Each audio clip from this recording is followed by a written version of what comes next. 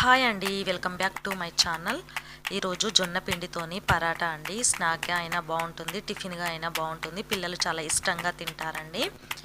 మీరు కూడా ఒకసారి ట్రై చేయండి. వీడియోని చివరి వరకు స్కిప్ చేయకుండా చూడండి. ప్రాసెస్లోకి వెళ్దామండి. ఒక మిక్సింగ్ బౌల్ తీసుకొని అందులో ఒక పెద్ద కప్పు జొన్న పిండిని వేసుకోవాలండి. నేను రొట్టెకు పండించిన జొన్న పిండినే వేసానండి. ఇప్పుడు 2 స్పూన్ల శనగపప్పుని 2 గంటల పాటు నానబెట్టుకొని వేసుకోవాలండి. 2 స్పూన్ల పల్లీలని వేయించుకొని ఇలా ముక్కలుగా చేసుకొని వేసుకోవాలి. తర్వాత 2 పచ్చిమిరపకాయలను చిన్న చిన్న ముక్కలుగా చేసుకొని వేసుకోవాలి. కొంచెం కరివేపాకు తరుగు వేసుకోవాలి.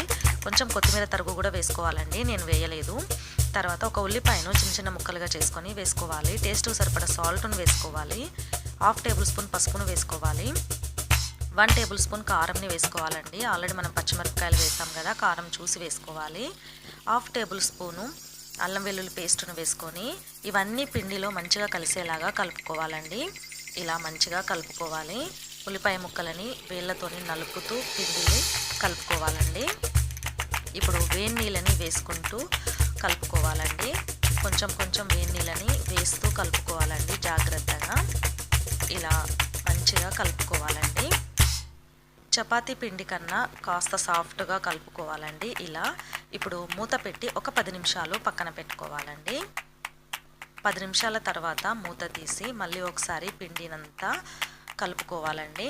ఇప్పుడు ఒక ఆయిల్ కవర్ తీసుకొని ఇలా కట్ చేసుకొని కొంచెం ఆయిల్ని అప్లై చేసి కొంచెం పిండిని ఇలా తీసుకొని ఎక్కడ పగుళ్ళు లేకుండా రౌండ్గా ఇలా చేసుకొని ఆయిల్కి చేతులకి కొంచెం ఆయిల్ని అప్లై చేసుకొని ఇలా రౌండ్గా చేసుకోవాలని. మరీ పల్చగా చేసుకోవద్దు, మరీ మందంగా చేసుకోవద్దు, మీడియంగా చేసుకోవాలి. ఇప్పుడు స్టవ్ ఆన్ చేసుకొని ప్యాన్ పెట్టుకొని ప్యాన్ హీట్ అయిన తర్వాత కొంచెం ఆయిల్ని ఇలా వేసుకొని ప్యాన్ మొత్తానికి స్ప్రెడ్ చేసుకోవాలండి. ఇప్పుడు మనం చేసి పెట్టుకున్న పరాటాను ప్యాన్లో వేసుకోవాలండి. ఇలా వేసుకొని కొంచెం ఆయిల్ని వేసి మూత పెట్టి మీడియం ఫ్లేమ్లో ఒక 5 మినిట్స్ ఉడికించుకోవాలండి. 5 మినిట్స్ తర్వాత మూత తీసి రెండో వైపుకి టర్న్ చేసుకోవాలి. మళ్ళీ ఒక 5 మినిట్స్ ఉడికించుకోవాలండి. అంతేనండి, వేడి జొన్నపిండి పరాటా రెడీ అండి. సర్వింగ్ ప్లేట్లోకి తీసుకొని సర్వ్ చేసుకోవడమేనండి. జొన్నపిండి చాలా హెల్తీ కదండి. మీరు కూడా ఒక్కసారి ట్రై చేయండి. ప్లీజ్ అండి, నా ఛానల్ని సబ్స్క్రైబ్ చేసుకోండి, లైక్ చేయండి, షేర్ చేయండి, పక్కనున్న గంట సింబల్ని క్లిక్ చేయండి. Thank you.